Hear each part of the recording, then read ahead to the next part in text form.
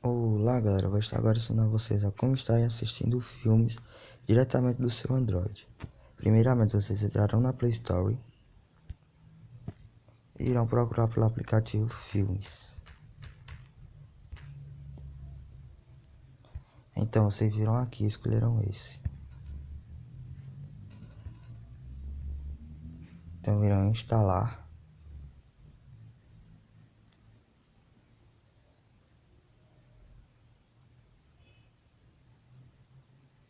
Ele é muito bem leve mesmo.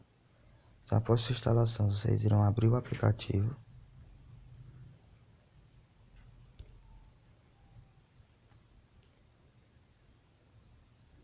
Tem filmes atuais, novos, tudo certinho. Filmes 2015 já adicionados, legendados, dublados.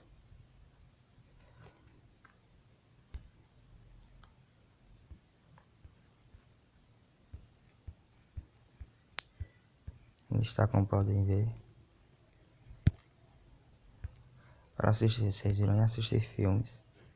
O aplicativo dá uma opção, se você quiser esperar o vídeo carregar, você pode estar mexendo em qualquer outra coisa, pode sair do aplicativo normalmente e ele dará uma mensagenzinha quando o vídeo tiver terminado de carregar.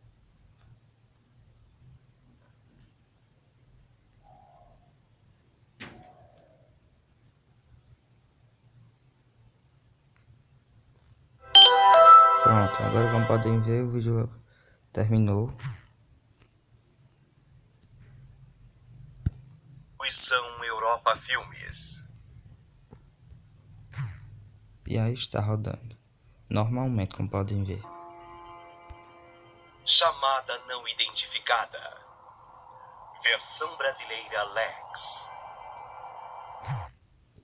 Então galera, era só isso mesmo. Se gostaram do vídeo, deem like, compartilhem e inscrevam-se no canal.